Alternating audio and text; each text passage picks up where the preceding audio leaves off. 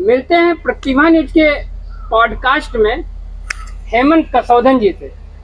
और इस पॉडकास्ट में हम आपको दिखाते हैं और सवालों के जवाब भी मौजूद होगा। और विजन क्या होगा केंद्रीय दुर्गा पूजा समिति को लेकर। आज सप्तमी तिथि है और सप्तमी तिथि को किस प्रकार से नेत्रपट खुलते हैं, क्या होता है, क्या केंद्रीय दुर्गा पूजा पेय होता है, क्योंकि बहुत सारे लोगों का कहना है पे या अमाउंट या ऐसा बहुत सारी चीज़ों, और किस प्रकार से अपनी जो है इतना बड़ा खर्चा होता है इनका, या जो केंद्रीय दुर्गा पूजा समिति संभालता है तो वही जानता है। लेकिन जिसको आक्षेप लगाना हो वो बहुत कुछ लगा सकता है। पॉडकास्ट में बहुत ज़्यादा बड़ा हम नहीं करेंगे। तो आपका स्वागत है। बहुत बहुत धन्यवाद सर। पहले तो अपना थोड़ा सा छोटा सा परिचय दें, क्योंकि हम लोग जिस प्रकार से बनारस के घाटों पर बैठते हैं और आज गोसाईगंज का तमसा तट है, उस घाट पर हम लोग मौजूद हैं। थोड़ा सा संक्षिप्त में परिचय दें। बस संक्षिप्त में परिचय, हेमंत गुप्ता के लिए हेमंत कसौधन और अध्यक्ष केंद्रीय दुर्गा पूजा समिति, और तो कई पदे हैं, मुझसे कोई मतलब नहीं, मौके की व्यवस्था के लिए केंद्रीय दुर्गा पूजा समिति का अध्यक्ष आप जानिए। तो केंद्रीय दुर्गा पूजा समिति गोसाईगंज में 2 पार्ट में है शायद। हाँ, 2 पार्ट में इसलिए है कि नगर क्षेत्र बड़ा है और कुछ मूर्तियों का विसर्जन महादेवा घाट होते हैं और कुछ मूर्तियों का विसर्जन सीताराम घाट पे होते हैं। बहुत सारे लोग कहते हैं पे ही होता है, कोई वेतन वगैरह क्या मिलता है? उनको थोड़ा सा जवाब दे दीजिए। नहीं, कुछ नहीं है। नहीं, दे दीजिए उनको जवाब। कहीं कुछ एक नहीं, उनको जवाब दे दीजिए, क्या मिलता है? कुछ नहीं मिलता है। उन्हीं के बातों को ही मैं जवाब दे रहा हूँ कि कहीं 1 रुपए की व्यवस्था नहीं है। अगर हम आपसे कह देंगे कि संदीप बाबू आप हमको 500 रुपया भाई दे दीजिए, हमारा खर्चा बढ़ा हुआ है, तो शायद आप दे देंगे। बाकी सरकारी पैसा कहीं 1 रुपए का मद नहीं है इस केंद्रीय दुर्गा पूजा समिति में। पद जो है वो कांटों का ताज होता है।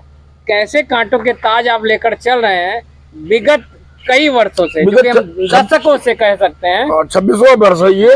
अच्छा, ये 26वां वर्ष है। किस प्रकार से 26 वर्ष आपने बिताया? अच्छा अनुभव। कांटों का ताज होता है। तो बहुत कांटों का ताज, बहुत कुछ हमने देखा है। हमारे ही लोग हम ही से काम लेकर के हम ही को पीठ पीछे कुछ भी कहेंगे, लेकिन हम उसको बहुत ज्यादा तवज्जो न देते हुए, ये हमारा एक आस्था है। ये माँ भगवती का नवरात्रि पर्व ये हमारे आस्था का विषय है और हम बेहतर से बेहतर और बढ़िया से बढ़िया करना चाहते हैं। अगले साल आप डेंगू से? हाँ, बिल्कुल पीड़ित थे। विधायक जी पहुंच गए थे, कोतवाल साहब पहुंच गए थे कि बेहतर इलाज कीजिए इनका, नहीं तो दुर्गा पूजा गड़बड़ हो जाएगा।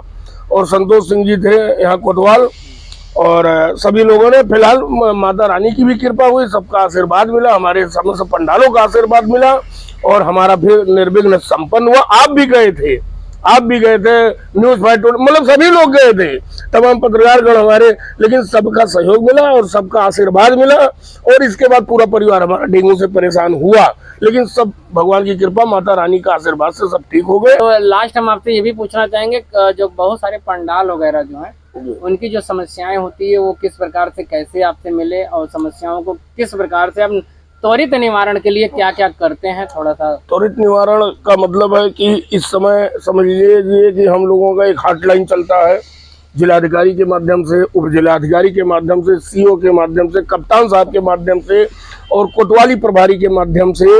और अगर कहीं कोई समस्या आती है तो तत्काल निवारण होता है।